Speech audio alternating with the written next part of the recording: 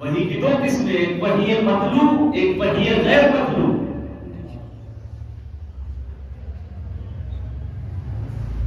قرآن مجید جو آپ پڑھتے ہیں یہ وحی مطلوب ہے، جس کی تلاوت کی جاتی ہے، یہ وحی مطلوب ہے۔ اور حدیث پاک یعنی اللہ کے رسول صلی اللہ علیہ وسلم کی زبانی فیض ترجمان سے جو آپ کے نکلا ہے وہ وحی غیر مطلوب، یعنی وہ ایسی وحی ہے کہ جس کی تلاوت نہیں کی جاتی۔ تلاوت قرآن کی جاتی ہے، اللہ کے کلام کی جاتی ہے، تو آپ پر نازل ہوا۔ تو ان کی زبان مبارک، زبان فیض ترجمان سے جو نکلا وہ میں نے آپ کے سامنے بیان کیا، آپ ترجمہ سماعت کریں۔ حضرت عبداللہ ابن عمرو ابن عاص سے یہ حدیث پاک مروی ہے۔ آپ فرماتے ہیں کہ نبی کریم صلی اللہ علیہ وآلہ وسلم نے قرآن پاک کی ایک ایسی آیت کو تلاوت فرمایا جو آیت حضرت ابراہیم علیہ السلام کے متعلق ہے۔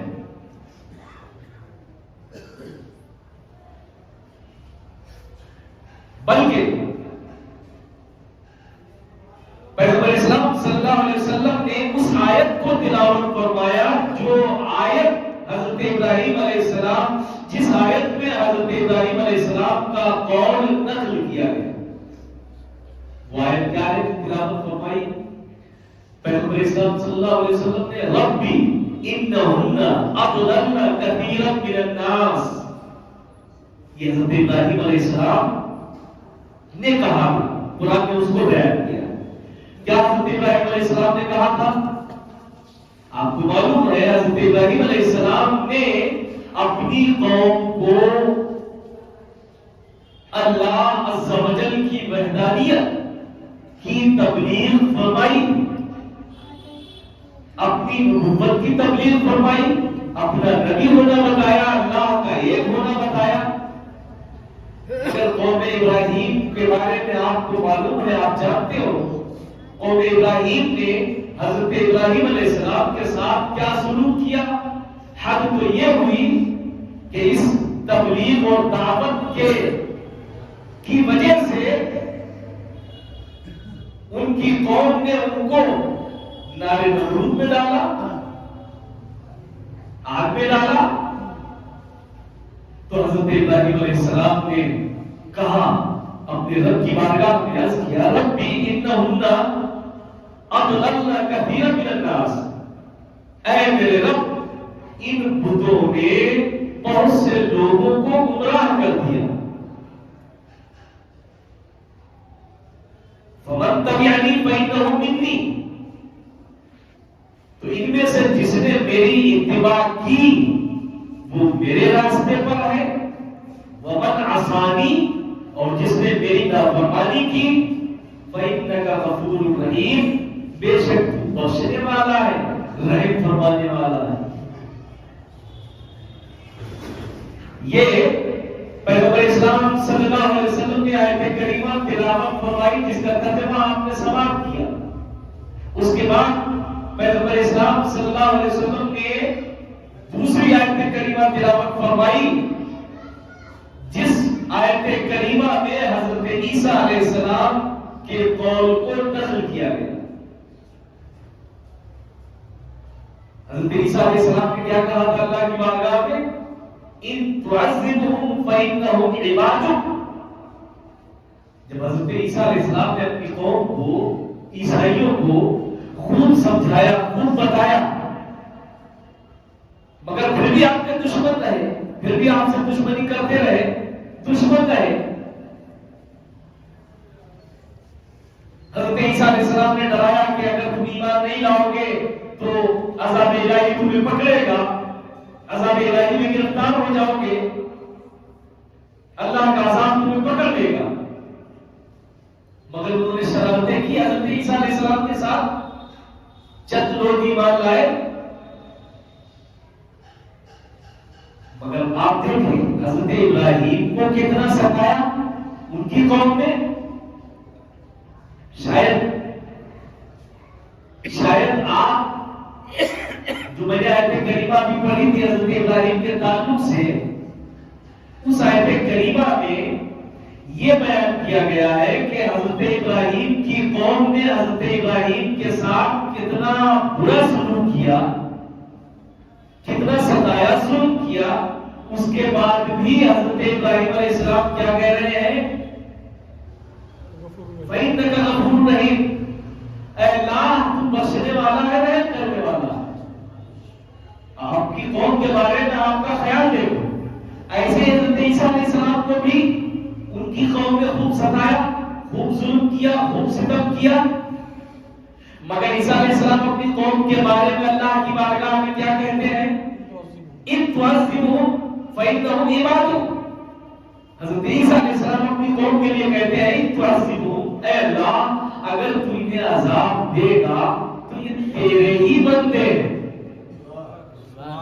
ایک نبی کو اپنی امت سے محبت دیکھو، چاہے کتنی بھی شریر امت ہو، کتنی بھی ظلم و ستم امت نے کیے ہو اپنے نبی پر، اپنے رسول پر، مگر ایک نبی کا اپنی امت سے رشتہ دیکھو۔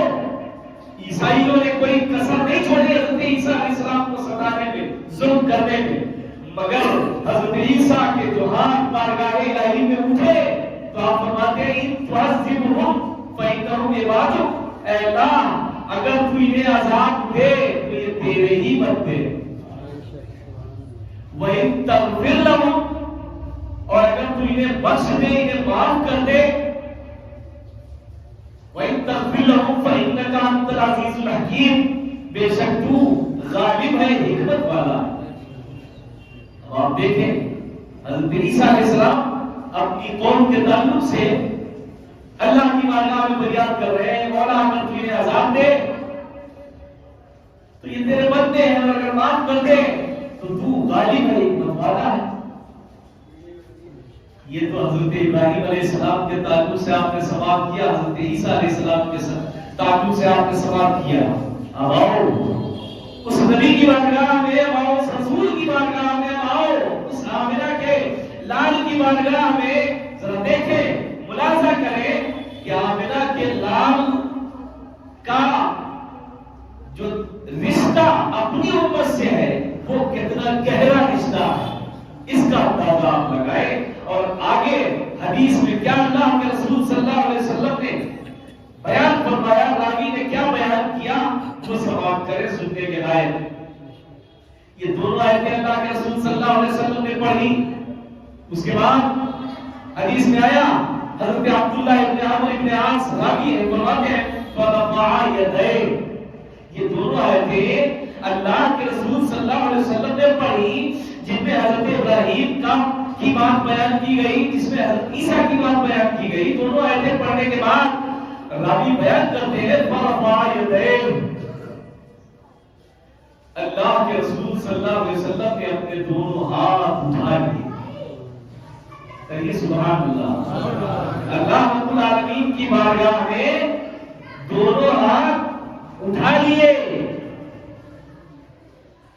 پتہ یہ چلا کہ دعا میں ہاتھ اٹھانا اللہ کے رسول صلی اللہ علیہ وسلم کی سنت ہے، ہاتھوں کو اٹھانا۔ بہت سے لوگوں کو میں نے دیکھا ہے دعا مانگنے کی ٹائم، میں نے خود دیکھا ہے کہ وہ دعا میں یہاں تک ہاتھ اٹھانا، حکم یہ ہے کہ آپ کے چہرے کے سامنے، چہرے کے مد مقابل آپ کے ہاتھ رہے دعا میں، اور نہ ملے رہے اور نہ منہ ملائے اور نہ منہ فاصلہ رہے، بلکہ تھوڑا سا فاصلہ رہے دونوں ہاتھوں۔ مگر میں نے دیکھا ہے کچھ لوگ کس طرح سے، کچھ لوگ کسی طرح سے، کسی کا ہاتھ نیچے ہے، کوئی ہاتھ ہی نہیں اٹھاتا ہے مگر ہاتھ اٹھائے دعا مانگتا ہے۔ ہاں، جب کیا حدیث سنیں، حدیث میں کیا فرفع یدیہ، اللہ کے رسول صلی اللہ علیہ وسلم نے اپنے دونوں ہاتھ اٹھا لیے۔ اب دونوں ہاتھ آپ نے جو اٹھائے وہ کائے کے لیے اٹھائے؟ دعا کے لیے اٹھائے۔ ہاتھ دونوں اٹھائے جاتے ہیں دعا کے لیے۔ اب دعا دیکھیں اللہ کے رسول صلی اللہ علیہ وسلم کی، فرفع یدیہ، اللہ کے رسول صلی اللہ علیہ وسلم نے دونوں ہاتھ اٹھا لیے، وقالا، اور کہا اللہم امتی اللہم امتی، اے اللہ میری امت، اے اللہ میری امت۔ قربان جاؤ نبی کی امت میں پیدا ہونے والوں، قربان جاؤ اپنے مقدر پہ رش کرو، جتنا رش کرو اتنا کم ہے۔ میرے آقا نبی کریم صلی اللہ علیہ وآلہ وسلم اپنے دونوں ہاتھوں کو اٹھا کے فرماتے ہیں اللہم امتی امتی، اے اللہ میری امت، اے اللہ میری امت۔ اور صرف اتنا ہی نہیں، حدیث کے لفظ دیکھیں آپ، آگے ہے وَبَكَى وَبَكَى۔ اللہ کے رسول صلی اللہ علیہ وسلم کے دونوں ہاتھ اللہ رب العالمین کی بارگاہ میں اٹھے ہوئے ہیں اور عرض کر رہے ہیں اللہم امتی اللہم امتی، اللہ میری امت، اللہ میری امت۔ وَبَكَى، اور گریہ و زاری کرتے جا رہے ہیں، اللہ اکبر، روتے جا رہے ہیں۔ وَبَكَى، اور رو رہے ہیں، امت کو یاد کر کے دونوں ہاتھ اٹھا کے دعا مانگ رہے ہیں، اور دعا مانگتے ہیں تو اپنی امت کے متعلق، اپنی امت کے لیے یاد کرتے ہیں، تو اپنی امت کو یاد کرتے ہیں، یاد کر رہے ہیں اپنی امت کو، اور صرف یاد ہی نہیں کر رہے بلکہ میرے نبی میرے آقا روتے بھی جا رہے ہیں، رو رو کے اپنی امت کو یاد کر رہے ہیں، رب کی بارگاہ میں فریاد کر رہے ہیں اللہم امتی امتی، اے اللہ میری امت، اے اللہ میری امت۔ قربان جاؤ،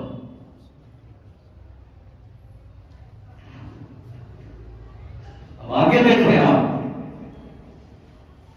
جب اللہ کے رسول صلی اللہ علیہ وسلم رو کر کے اپنی امت کے لیے رب کی بارگاہ میں فریاد کر رہے ہیں، فقال اللہ عز وجل یا جبریل، اللہ تبارک و تعالیٰ اپنے محبوب کے آنسو کہاں دیکھتا ہے، اپنے محبوب کے غم کو کہاں، اپنے محبوب کے حزن و ملال کو نہیں دیکھتا ہے، اسے گوارا، اس کی رحمت کو گوارا نہیں ہوتا ہے کہ میرا محبوب محزون ہو، غمزدہ ہو، قبیلہ خاطر ہو، اسے کوئی غم ہو، کوئی ملال ہو، اس کی رحمت دیکھتی نہیں، اس کی رحمت گوارا ہی نہیں کرتی۔ اور ادھر حال یہ ہے کہ پیغمبر اسلام صلی اللہ علیہ وسلم کے دونوں ہاتھ اللہ رب العالمین کی بارگاہ میں اٹھے ہیں اور اپنی امت کے لیے فریاد کر رہے ہیں اللہم امتی امتی، اے اللہ میری امت، اے اللہ میری امت۔ رب کی رحمت کو گوارا نہ ہوا، فقال اللہ عز وجل یا جبریل، اللہ تبارک و تعالیٰ نے فرمایا اے جبریل اذهب الى محمد صلی اللہ علیہ وسلم، پروردگار عالم نے فرمایا اے جبریل جاؤ میرے محبوب کی بارگاہ میں جاؤ۔ سبحان اللہ کہہ دیجیے، رب کی بارگاہ میں نبی کا مرتبہ وجاہت ملاحظہ کریں، اور پھر امت کا کتنا غم، امت کو کتنا یاد کرتے ہیں، امت کا کتنا لحاظ اور خیال رکھتے ہیں میرے آقا، اس چیز کو بھی دیکھتے چلیں۔ فقال اللہ عز وجل یا جبریل اذهب الى محمد، اللہ تبارک و تعالیٰ نے فرمایا اے جبریل جاؤ محمد صلی اللہ علیہ وسلم کے پاس جاؤ، صلی اللہ علیہ وسلم۔ فاتانی جبریل فسألہ،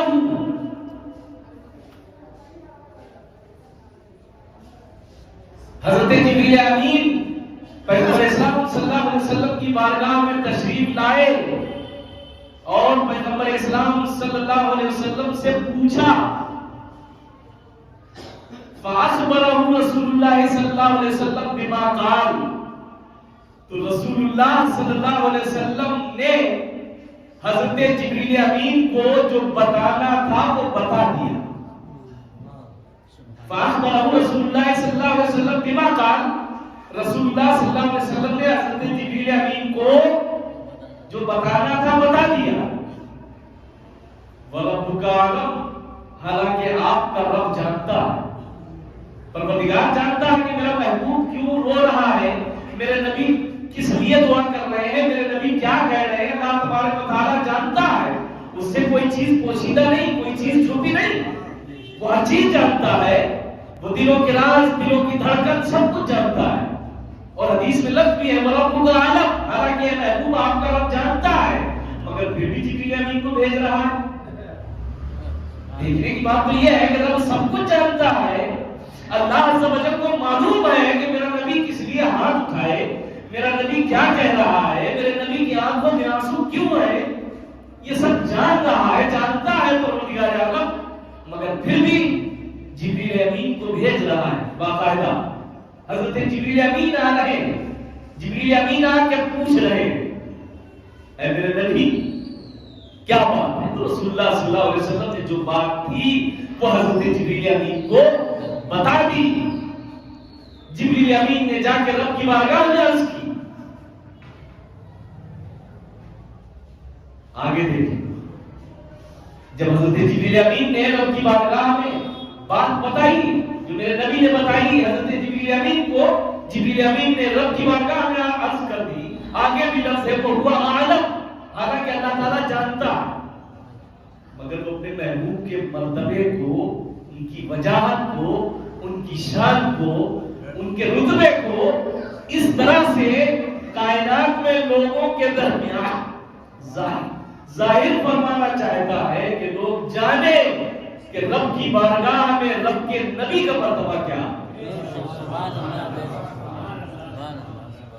جو لوگ تنقیس کرتے ہیں، جو لوگ تنقیس کرتے ہیں، توہین کرتے ہیں، کبھی علم غیب کے اوپر، کبھی کسی چیز کے اوپر، انہیں معلوم ہونا چاہیے کیا یہ حدیثیں ان کی نگاہوں سے نہیں گزرتی ہیں۔ مسلم شریف کی حدیث صحیح ستہ کی کتاب ہے۔ تو جبریل امین نے جب رب کو بتا دیا، اب آگے دیکھیں، وقال اللہ عز وجل، بہرحال رب نے اپنے محبوب کی آنکھوں میں آنسو بھی دیکھے، رب نے یہ بھی دیکھا کہ میرے محبوب اللہم امتی امتی کی صدا بلند کر رہے ہیں، اے اللہ میری امت، اے اللہ میری امت۔ وقال اللہ عز وجل یا جبریل اذهب، اب اللہ تبارک و تعالیٰ نے حضرت جبریل امین کو دوبارہ حکم فرمایا، اور اللہ تعالیٰ نے فرمایا اذهب یا جبریل، یا جبریل اذهب الی محمد، اے جبریل جاؤ میرے محبوب کی بارگاہ میں پھر جاؤ، میرا سندیشہ لے کے جاؤ، میری بات پہنچاؤ، میرا کلام پہنچاؤ، میری بات بتاؤ۔ میرا محبوب غمزدہ ہے، میرا محبوب کمینہ خاطر ہے، میرے محبوب کی آنکھوں میں آنسو ہے۔ رب کی رحمت اپنے محبوب کی آنکھوں میں آنسو کیسے دیکھ سکتی ہے؟ جب بھی ایسے موقع آئے ہیں تو اللہ تبارک و تعالیٰ نے اپنے محبوب کو تسلی عطا فرمائی۔ پروردگار عالم نے جبریل امین سے کہا جاؤ میرے محبوب کی بارگاہ میں۔ جبریل پھر آئے، اب اللہ تبارک و تعالیٰ نے کیا سندیشہ بھیجا وہ سماعت کریں۔ حدیث پاک کے لفظ فَقُلْ اِنَّا سَنُرْضِيكَ فِي أُمَّتِكَ وَلَا نَسُوكَ، یہ سندیشہ اللہ تبارک و تعالیٰ نے حضرت جبریل امین کے ذریعے سے اپنے محبوب کی بارگاہ میں بھیجا۔ حضرت جبریل امین سے کہا جاؤ اے جبریل جاؤ میرے محبوب سے جا کے کہہ دو اِنَّا سَنُرْضِيكَ فِي أُمَّتِكَ، بے شک ہم آپ کی امت کی بخشش کے بارے میں آپ کو راضی کر لیں گے۔ نعرہ تکبیر، نعرہ رسالت، علماء اہل سنت، اِنَّا سَنُرْضِيكَ فِي أُمَّتِكَ، جبریل جاؤ میرے محبوب سے کہو اِنَّا سَنُرْضِيكَ فِي أُمَّتِكَ، میرے محبوب سے کہہ دو کہ اے محبوب آپ کی امت کے بخشش کے معاملے میں آپ کو میں راضی کر دوں گا، وَلَا نَسُوكَ، اور آپ کو رنجیدہ نہیں ہونے دوں گا، وَلَا نَسُوكَ، اور آپ کو رنجیدہ نہیں ہونے دوں گا۔ تمت حدیث، حدیث پاک مکمل ہو گئی، حدیث پوری ہو گئی۔